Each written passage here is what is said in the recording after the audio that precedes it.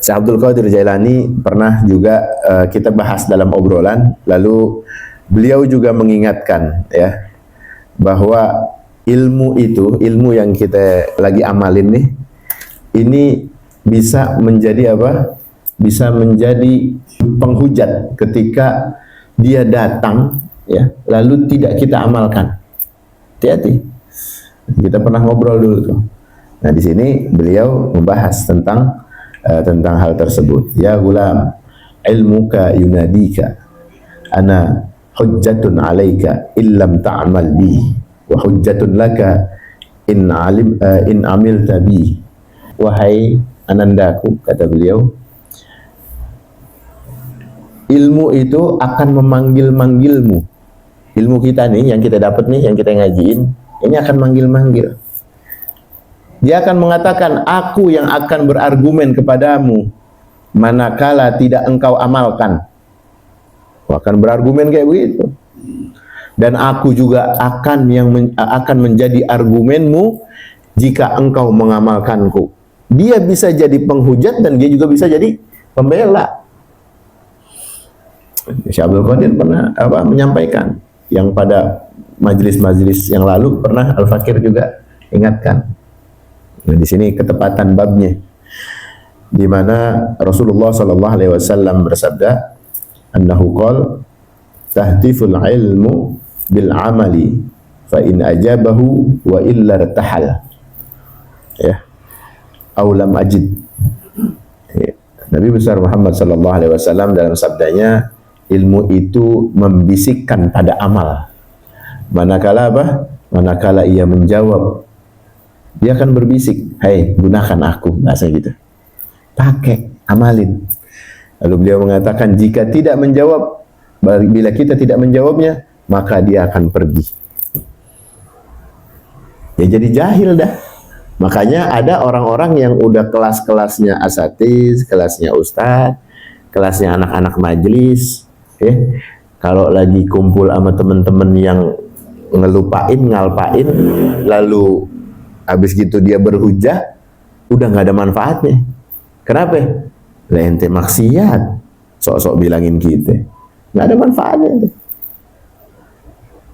Yang dengerin juga akhirnya apa? Udah mencibir, nggak usah ngomong dah. Lu kemarin nongkrong sama dia, nggak usah pakai berdalil, kumpulnya sama orang korupsi mulu. Sungguhnya orang yang paling takut sama Allah itu dikategorikan apa? Ulama. Dan ulama itu adalah punya martabat warasatul anbiya. Itu. Jadi secara tidak langsung, kalau orang yang paling takut sama Allah, ya, itu orang yang punya martabat, ya, martabat kekasih Allah, martabatnya ulama. Kita paling takut aja sama Allah. Nggak banyak-banyak ilmu banget, enggak. Tapi kita mau ngapa-ngapain takut. Takut Allah murka. Takut ini tergolong apa ya, subhat, maksiat. Ini tergolong khianat. Takut kita nyakitin teman, takut kita nyakitin orang tua, takut nyakitin keluarga. Ya. Takutnya atas dasar Allah, atas nama Allah. Ya, bukan takut sama orangnya. Takut ntar nggak dibagi duit lagi, takut nggak dikasih numpang lagi. Enggak. Karena emang takut karena perintah Allah. Perintah Allah disuruh kita ngejaga satu sama lain. Jadi kalau kita lagi misal nih ya, kalau orang laki bini, sering ya laki bini ini konfliknya nggak jauh-jauh, ya, yang nggak lakinya, nggak bininya.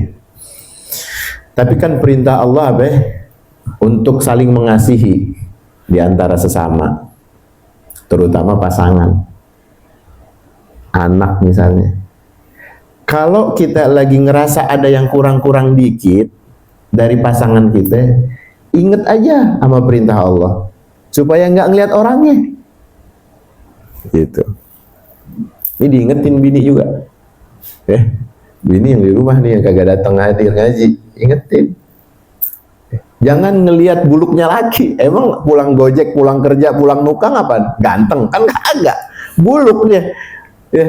Dia lapar main dibentak aja. Kasih tahu sama dia, gua biar kata buluk-buluk begini laki lu, gua cari nafkah. Kan gitu kudu dibilangin. Kasih tahu, lu jangan ngelihat gua. Lihat di sebalik gua itu ada apa? Ada amanat yang Allah perintahin supaya lu ngormatin. Lu jangan lihat gua dah. Kan kita bisa bilangin begitu. Makanya pandangan seorang muslim kalau ngapa-ngapain itu ingat di sana itu ada perintah Allah. Jadi nggak berat gitu. Kalau ngelihat sosoknya, deh nih ada model bini begitu ya. Udah pulang buluk lagi, kagak apa masak, kagak apa. Dia kecapean. Laki main depak aja. Lu ngapain aja? Nggak tahu dia habis ngurusin anaknya. Nggak tahu dia habis ngepel. Main bentak-bentak aja. Tanya dulu baik-baik. Bu, apa emang bu? Capek banget. Sapa baik-baik. Nah itu adabnya. Karena ilmu itu akan apa? Akan bisa mengalir ketika kelembutan itu datang. Bisa sampai ilmunya. Oh, abang baru pulang bang. Iya, tadi habis kebakaran nabun di sebelah, abunya pada kemari. Gak sempet masak bang, kecapean. Takut berantakan, abang pulang. Akhirnya dia kecapean. Jangan main depak aja. Tapi ada juga yang model. Ya bini dah. Dandanannya Masya Allah. Daster yang udah 3 hari masih dipakai sama dia. Ya, bedak bukannya yang Wardah dipakai, Sarepo Haji masih diteken lagi. Zaman jadul dulu ya.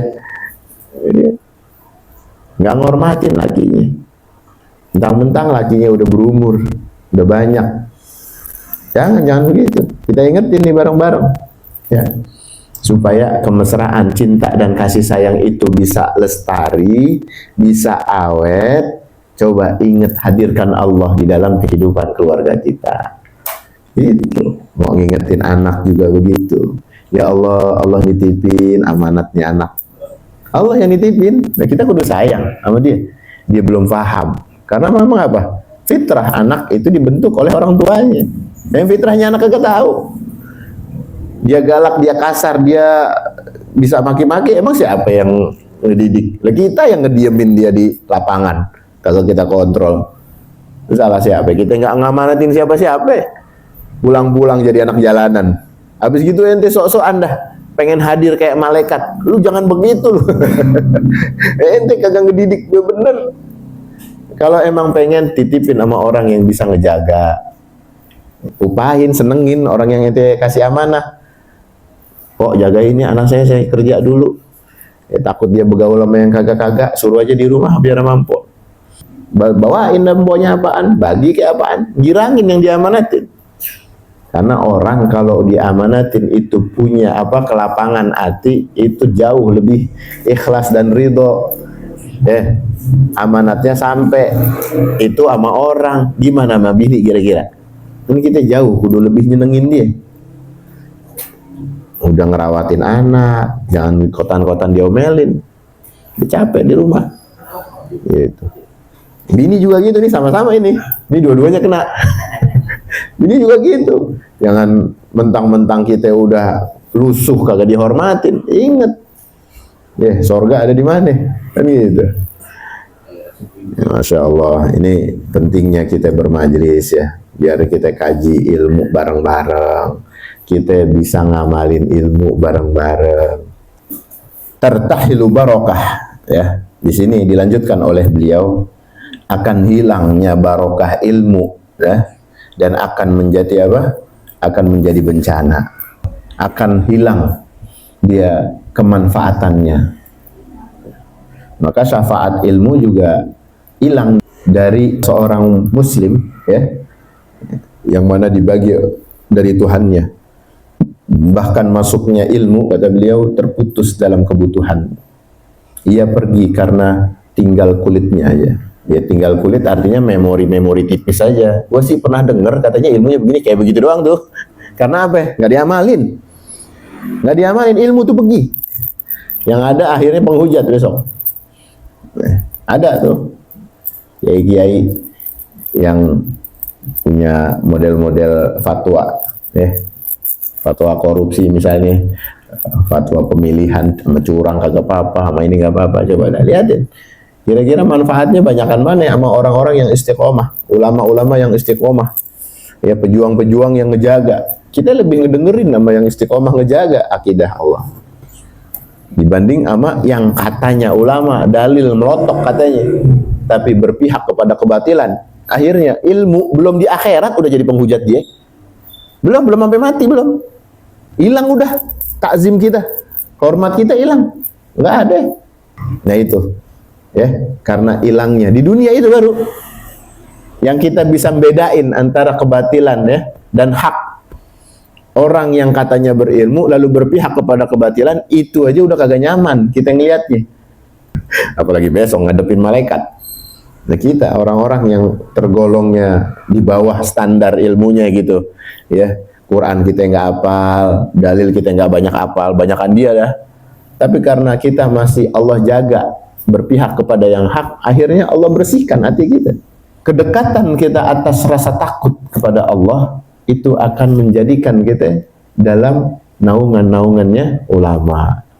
Makanya hati-hati dah kalau kita udah dibekali ilmu, udah dibekalin amanat, ya.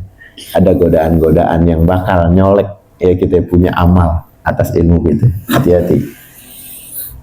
Dan kalau kita udah ngamalin, kalau kita udah manfaatin, juga siap-siap bakal menerima ganjaran nikmat. Kita susah nih, ya. Lagi ngamalin ilmu, capek gitu ya. Udah kerja di sini ngadepin guru, di sono ngadepin organisasi, di sini ngadepin temen, masyarakat, lagi pulang lagi sama.